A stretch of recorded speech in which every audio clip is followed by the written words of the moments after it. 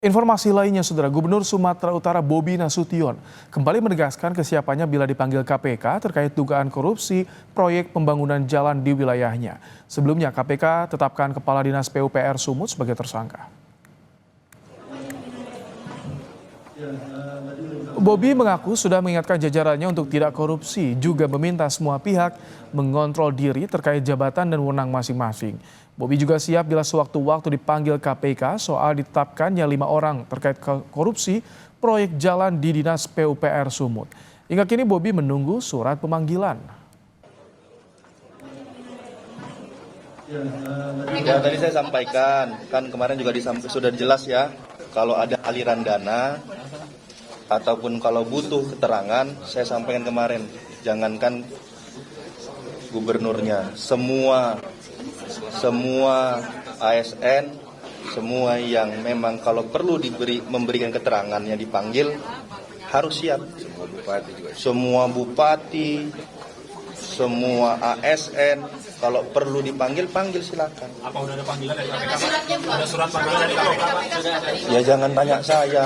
Dari Mas Budi bagaimana, Pak? Ya jangan tanya saya. Dari Pak Budi apa udah menerima surat dari KPK? Nanya dulu udah dikirim atau belum, masa jangan tanya saya.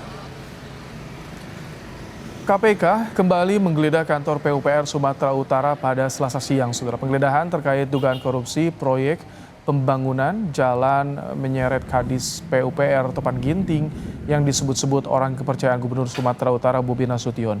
Sekitar pukul 1 Selasa siang, penyidik KPK mendatangi kantor PUPR. Selama penggeledahan, kantor Topan Ginting dijaga polisi atas kasus dugaan korupsi pembangunan jalan yang menghubungkan Huta Baru Sipiongot, Sumatera Utara. KPK menetapkan 5 orang tersangka, termasuk Kepala Dinas PUPR Sumatera Utara, Topan Ginting.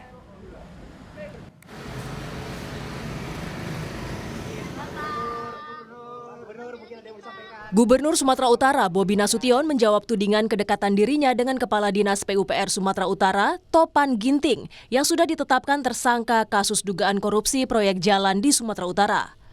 Bobi tidak menyangkal ataupun mengiyakan kedekatannya dengan Kepala Dinas PUPR Sumatera Utara, Topan Ginting. Bobi malah menjelaskan tidak hanya Topan yang dibawanya dari Pemkot Medan ke Pemprov Sumatera Utara. Tetapi Bobi menegaskan ia tidak akan memberi bantuan hukum kepada Topan yang sudah ditetapkan tersangka kasus dugaan korupsi proyek jalan di Sumatera Utara. Pak Topan kan dibawa dari Pemko juga sama? Iya, banyak yang dibawa dari Pemko.